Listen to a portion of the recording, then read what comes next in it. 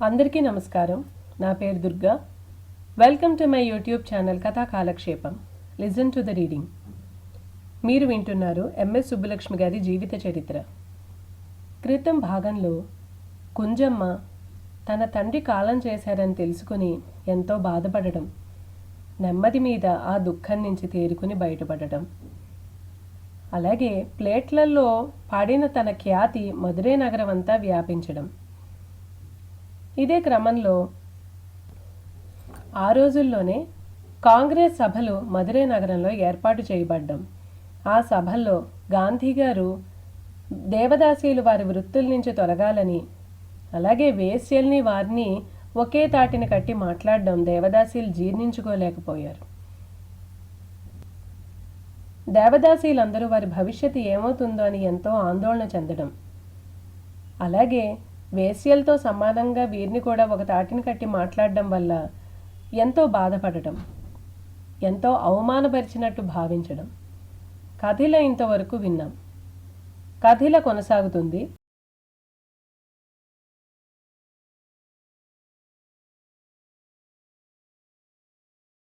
ఈసారి gramophone company వాళ్ళు సుబ్బులక్ష్మిని బెంగళూరు పిలిచారు రికార్డింగ్కి. మద్రాసు వచ్చి అక్కడి నుంచి బెంగళూరుకి రైలు ఎక్కమన్నారు. షణ్ముగవడిబు సుబ్బులక్ష్మి 4 రోజుల ముందరే మద్రాసు చేరుకున్నారు. మద్రాసులో బస చేసి షణ్ముగవడిబు కూతుర్ని తీసుకుని పట్టణంలో వెలిసిన సభలన్నింటికీ పరిచయం చేయడానికి వెళ్ళింది. ఎక్కువ సభలు జార్జి టౌన్లోనే. ఎందుకంటే జార్జి టౌన్ నిండా దుబాసీలు, వ్యాపారస్తులు, సంపన్నులు, వీరు వెనకాలే దేవదాసీలు వచ్చి చేరారు. వీణధనమ్మ కుటుంబం కోయంబత్తూరు తాయి, మద్రాసు లలితాంగి, సేలం గోదావరి, బెంగళూరు నాగరత్నం ఎక్కడెక్కడి నుంచో వచ్చి ఇక్కడకు చేరారు. ముందుగా తొండై మండలం సభ సెక్రటరీ మునిస్వామి నాయుడిని కలిసింది. సుబ్బులక్ష్మి చేత పాడించింది. ఆయన మెచ్చుకున్నాడు. ఇంకో 2 రోజుల్లో బెంగళూరులో గ్రామ్ఫోన్ రికార్డులలో పాడటానికి వెళ్ళున్నాము. ఇంతకుముందే మా అమ్మాయి ప్లేట్లలో పాడింది. దానికప్పుడు 10 ఏళ్ళు. ఒకంత గర్వంగా, ఒకంత సిఫార్సుగా చెప్పింది. మునిస్వామి నాయుడు ఈసారి సభలు ఏర్పాటు చేస్తున్నప్పుడు కబురు పెడతానన్నాడు. ఆ తర్వాత ముత్యాలపేట సభకి వెళ్ళి అలానే కూతుర్ని సిఫారసు చేసుకుంది. మధ్యాహ్నం అయ్యింది. మైలాపూర్ సంగీత సభకు వస్తే అది సరిగ్గా నడవటం లేదని చెప్పారు. మళ్ళీ కాళ్ళు ఈడ్చుకుంటూ జార్జి టౌన్ చేరారు. వీణధనమ్మ ఇంట్లో భోజనాలు చేశారు. షణ్ముగవడిబు తన ఈడువాళ్లతో మాటల్లో దిగగా సుబ్బులక్ష్మి తన ఈడువాళ్లతో ఆటల్లో దిగింది. ఆ తరువాతి రోజు కూడా షణ్ముగవడిబు కాళ్లకు పని చెప్పింది. పార్థసారథి స్వామి సభ ఇంకా మిగిలి ఉంది. ఆ తర్వాత కొంతమంది పెద్ద మనుషులు కలిసే పని పెట్టుకుంది. అందరి దగ్గర కూతురికి సభల్లో పాడే అవకాశం ఇవ్వమని ప్రాధేయపడింది. ఒక బట్టల కొట్టు దగ్గర ఆగి చిన్న పాపకి బట్టలు, ఆ తర్వాత కొన్ని కాయలు కొంది. ఎవరికమ్మా ఇవి? సుబ్బులక్ష్మి అడిగింది. నా స్నేహితురాలికి పాప పుట్టిందే. మద్రాసు ఎండకి మధురై ఎండకి చాలా తేడా ఉన్నట్లుంది. తల్లి కూతుళ్ళు నీరు కారుకుంటూ మద్రాసు లలితాంగి ఇంటికి చేరారు. ఈరోజు భోజనం అక్కడే. పాపకి ఏం పేరు పెట్టావు? అడిగింది షణ్ముగవడిబు. వసంతకుమారి చెప్పింది లలితాంగి. వసంతరాగం అంటూ షణ్ముగవడిబు పాపని ఎత్తుకుంది. మద్రాసు నుంచి బెంగళూరు చేరారు.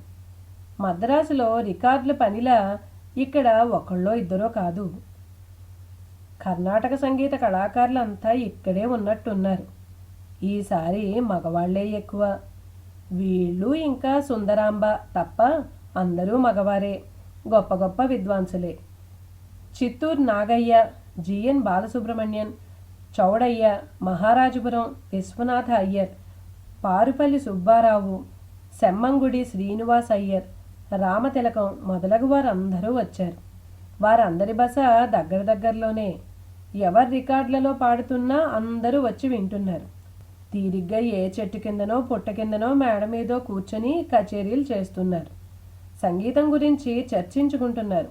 సుబ్బులక్ష్మికి ఈ తరహా అనుభూతుల్లో ఇది మొదటిది. సంగీత దిగ్గజాలను దగ్గరగా చూసింది, కానీ అమ్మ చేతిని గొలుసు కట్టేసుకుని అమ్మని పక్కనే ఉంచుకొని సుబ్బలక్ష్మికి ఇంకా బిడియం వేడలేదు. కానీ చెవులార ఏ విద్వాంసుడు ఎలా పాడాడో వింటుంది. అందరికంటే అతి చిన్నదైన సుబ్బులక్ష్మి పాటని మాత్రం కోరి కోరి విన్నారు అందరూ. పక్షం రోజుల్లో శ్రీరామనవమి ఉత్సవాలు మొదలవుతాయి అనగా సుబ్బులక్ష్మి శక్తి వడివ సాధన ముగించి సొంటి కాఫీ తాగుతూ కూర్చున్నారు. కాఫీ తాగిన తరువాత సుబ్బులక్ష్మి ముగ్గులేస్తుంది. ఎదురింటి మామిడి చెట్టు విరగ్గాసిన కాయలతో ఆకులతో గుబురుగా కనిపించింది. అవును, నాన్న పండుగ వస్తుంది, కానీ నాన్న లేడు అనుకుంది సుబ్బులక్ష్మి. అప్పుడే పొన్నుస్వామి, సుబ్బులక్ష్మి గురువు, ఇంటికి వచ్చాడు. షణ్ముగం గారు, అంతా ఖరారు చేశాను, కుంజమ్మ పాడే పాటలతో సహా సంతోషంగా చెప్పాడు సుందరేష్ భట్టర్. అక్క, శ్రీరామనవమి ఉత్సవాల్లో మాసివీధి పందిర్లో కుంజమ్మ కచేరీ పెడుతున్నా అన్నాడు నాదస్వర విద్వాంసుడు పొన్నుస్వామి పిళ్ళై. షణ్ముఖబడుపుకి అంతకన్నా ఏం కావాలి, కూతురు కచేరీల కన్నానా? శుభం అంది. శ్రీరామనవమి ఉత్సవాల్లో భాగంగా జరుగుతున్న కచేరీల్లో సుబ్బులక్ష్మి కచేరీ ఇచ్చింది. సుబ్బులక్ష్మికి 12 ఏళ్ళు. తల్లి తంబూరతో శృతి చేయగా, గురువు వయలిన్ వాయించగా ఆయన కనుసన్నల్లో కచేరీ చేసింది. వర్ణం, రాగాలాపన, స్వర ప్రస్తారాలతో కీర్తనలు పాడింది. 6 పైన శృతిలోనే పాడింది. ప్రతి పాటకి చప్పట్లతో మారు మ్రోగిపోయింది ఆ పందిరి.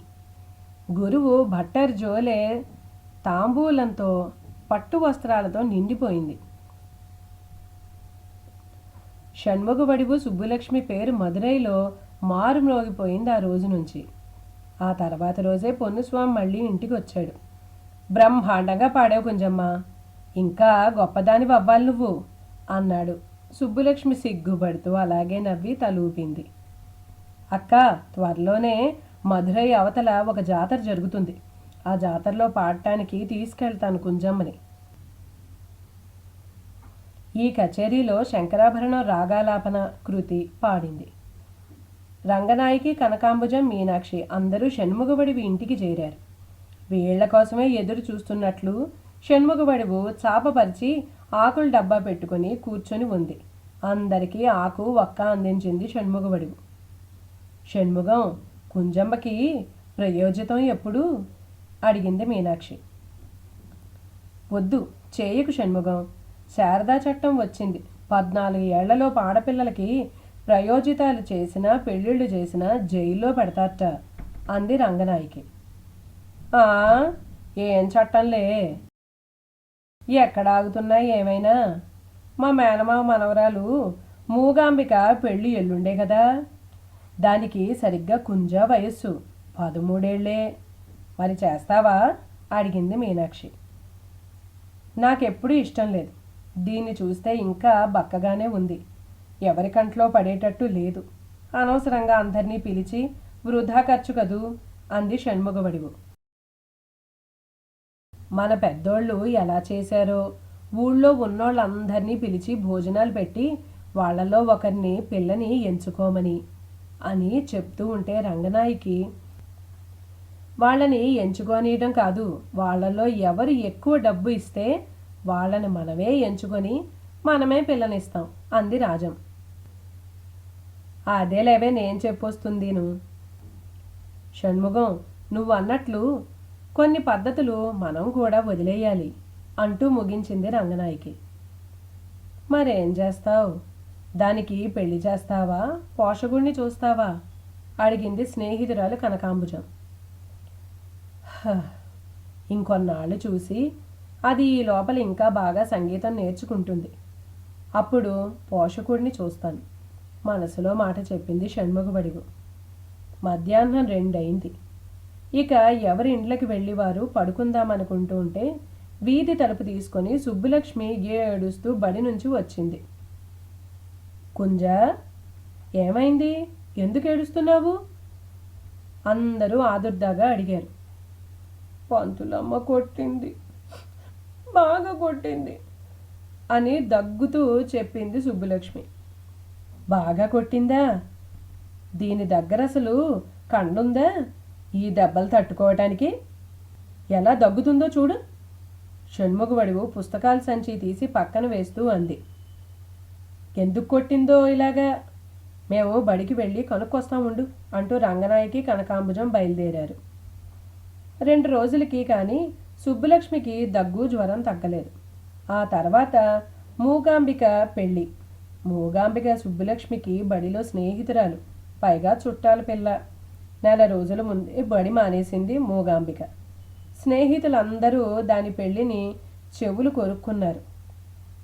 సుబ్బులక్ష్మిని వాళ్ళ అమ్మని ఈ పెళ్లిలో కచేరీ కూడా చేయమన్నారు. పట్నం సంబంధం మరి, ఘనంగా చేయాలి అని కచేరీ కూడా పెట్టించారు మూగాంబిక తల్లిదండ్రులు. పడమర రాజగోపురం వీధిలోనే మూగాంబిక ఇల్లు.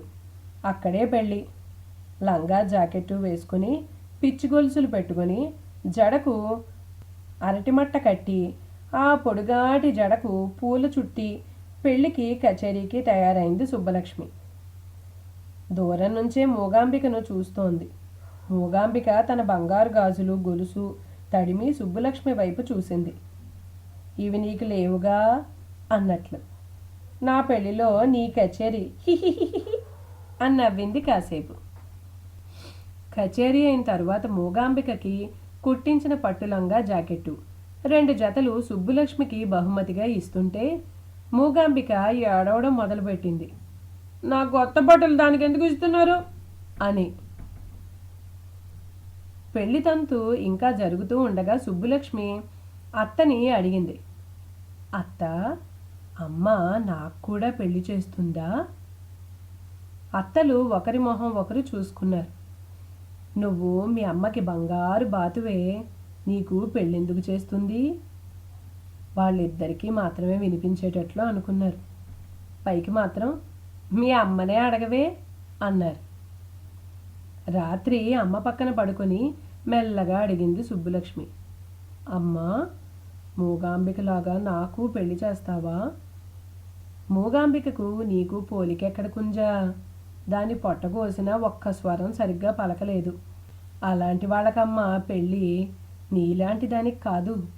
సుబ్బులక్ష్మి ఇంకేం మాట్లాడకుండా వడివాంబ, శక్తి, సుబ్బులక్ష్మి ముగ్గురు ఇంటి ముందు మెట్టి మీద కూర్చొని కబుర్లాడుకుంటున్నారు. లోపల నుంచి తల్లి గట్టిగా పిలిచింది. కుంజా, నువ్వు లోపలరా. వెంటనే సుబ్బులక్ష్మి లోపలికి వచ్చింది. ఏంటమ్మా అంది.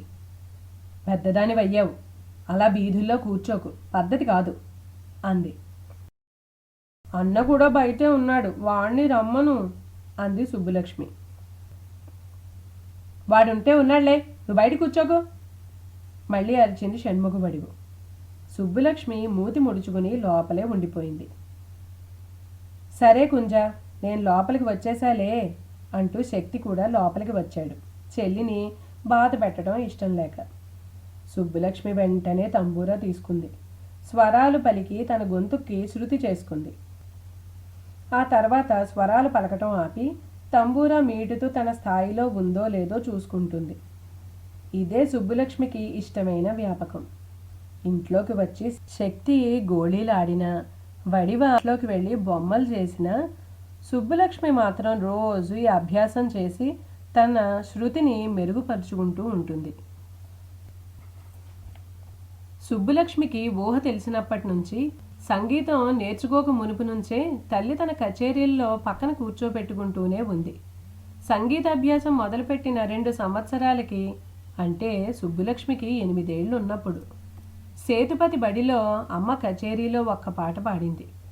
ఆ తర్వాత 2 ఏళ్లకు ఏకంగా గ్రామ్ఫోన్ ప్లేట్లలోనే పాడింది. అది మొదలు మదురైలో తల్లి కచేరీల్లో పిల్లను కూడా సమంగా పాడమని అడుగుతూ ఉన్నారు. టీవీఎస్ సైకిల్ కొట్టు ప్రారంభోత్సవంలోనైనా, సౌరాష్ట్రీయుల పెళ్ళిళ్లలో అయినా, దేవకొట్టై కచేరీలోనైనా, మూగాంబిక పెళ్లిలోనైనా ఇదే తంతు. ఇవన్నీ సుబ్బులక్ష్మికి 13 ఏళ్ల వయస్సులోపు.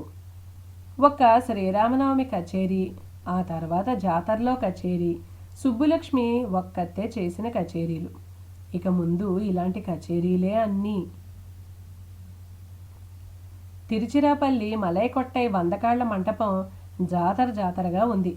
షణ్ముగబడివు వీణతో అసహనంగా కూర్చొని ఉంది.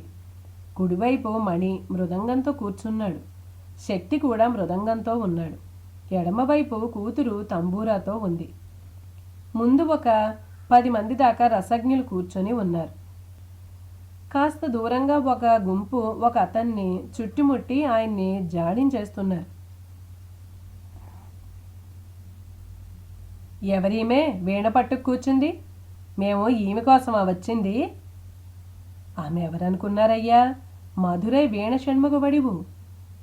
నువ్వు తీసుకొస్తానన్నది తిరుచెందూరు షణ్ముగబడివుని. ఆమెని తీసుకొచ్చి కచేరీ మొదలుపెట్టు. నేను చెప్పింది ఈ షణ్ముగబడివు గురించే. మీరు తప్పుగా విన్నారు. మధురై దగ్గరగా ఈ షణ్ముగబడివును పట్టుకొచ్చావు. నీ పప్పులేం ఉడకవు. మేము అంతంత దూరాల నుంచి వచ్చిందే ఆమె కోసం కదా. ఒకసారి వింటే కదా తెలిసేది మీకు. అంతా గమనిస్తోన్న మణి, అక్క ఇది తేలేటట్లు లేదు. ఇక పద వెళ్దాం. మనం వెళ్తే ఏదో ఒకటి చూసుకుంటారు అన్నాడు సర్దుకోబోతూ. వాళ్ళ గొడవలో తప్పు లేదనుకుంది షణ్ముగబడివు. ఇద్దరు షణ్ముగబడివులే అయినా తిరుచెందూరు షణ్ముగబడివు గాత్ర కళాకారిణి, తనేమో వీణ కళాకారిణి. శ్రోతలు పాటలు వినడానికి వచ్చుంటారు. ఆమె తనకంటే పెద్దది, పేరున్నది. ప్లేట్లలో మొదట్నుంచి పాడుతూనే ఉంది. దూరంగా చూసింది. నిర్వాహకుడు ఇంకా వాళ్ళందరినీ బ్రతిమాలుతున్నాడు. వాళ్ళు ఇంకా చెట్టు ఎక్కి కూర్చుంటున్నారు. షణ్ముగబడివు లేచింది. వీణను బాగా ముందుకు జరిపి కూతురు దగ్గర తంబూర తీసుకుని కూతుర్ని తన స్థానంలో కూర్చోబెట్టి కూతురు వెనక తంబూరతో కూర్చుని కూతుర్ని కచేరీ మొదలుపెట్టమంది. వర్ణంతో మొదలుపెట్టింది సుబ్బులక్ష్మి. ముందు ఉన్న శ్రోతలు కబుర్లాపి పాట వినడం మొదలుపెట్టారు. అంతా నిశ్శబ్దం. సుబ్బులక్ష్మి పాట ఒక్కటే వినిపిస్తోంది. ఆ పాట మెల్లగా దూరంగా వాదులాడుతున్న వారి చెవిన పడింది. ఒక్కొక్కరిగా వచ్చి మంటపంలో కూర్చుండిపోయారు. వర్ణం కాగానే మలైకొట్టే మంటపం చప్పట్లతో మారుమ్రోగిపోయింది. పరీక్షగా పాడిన పిల్లని చూస్తున్నారు. లంగా జాకెట్టు వేసుకుని తలకు నిండుగా నూనె పెట్టుకుని ఉంది. ఎవరి అమ్మాయి? ఇంతలో ఎక్కడి నుంచి వచ్చింది? మనం గమనించలా. ఈ అమ్మాయి మొదటి నుంచి వేదికపైనే ఉంది. ఎవరి అమ్మాయి అని అందరూ అనుకుంటూ ఉండగా నిర్వాహకుడు వచ్చి, ఈ అమ్మాయి మధురై వీణ షణ్ముగబడివు గారి బిడ్డ, మధురై షణ్ముగబడివు సుబ్బులక్ష్మి. అలానా? ఏం పాడుతుంది ఇంత చిన్నపిల్లైనా? ఇంక నువ్వు పక్కకురా, ఆ అమ్మాయిని పాడిని అంటూ సుబ్బులక్ష్మి పాట కోసం తహతహలాడారు. నిర్వాహకుడు బతికించావు తల్లి అనుకున్నాడు సుబ్బులక్ష్మి వైపు చూసి. సుబ్బులక్ష్మి మళ్ళీ కచేరీ మొదలుపెట్టింది. కచేరీ జరుగుతూ ఉండగా అక్కడి నుంచి ఒక సాయిబు కొండ కిందకు దారి పట్టాడు. కచేరీ ముగిసింది. చప్పట్లు ఆగటం లేదు. ఇంతలో కొండ కిందకు వెళ్ళిన సాయిబు మళ్ళీ 200 మెట్లు ఎక్కి ఒక బంగారు పతకంతో రొప్పుతూ పైకొచ్చాడు. రొప్పు తగ్గిన తర్వాత సుబ్బులక్ష్మిని మెచ్చుకొని బంగారు పతకం చేతిలో పెట్టాడు. ఈ బంగారు పతకంతో సుబ్బులక్ష్మి జైత్రయాత్ర మొదలైంది. పెట్టి పుట్టిన పిల్ల. ఇదే మొదలు మాత్రమే. నేటికి కథనిక్కడితో ముగిస్తున్నానండి. నేను చదివిన విధానం మీకు నచ్చినట్లయితే లైక్ చేయండి, షేర్ చేయండి, సబ్స్క్రైబ్ చేయండి. మీ అమూల్యమైన అభిప్రాయాల్ని కామెంట్స్ రూపంలో తెలియచేయండి. వీడియో అప్లోడ్ చేయగానే నోటిఫికేషన్ తెలియాలంటే పక్కనున్న బెల్ ఐకాన్ని క్లిక్ చేయండి. మళ్ళీ తరువాయి భాగంతో మీ ముందుకు వస్తాను. అంతవరకు నమస్కారం.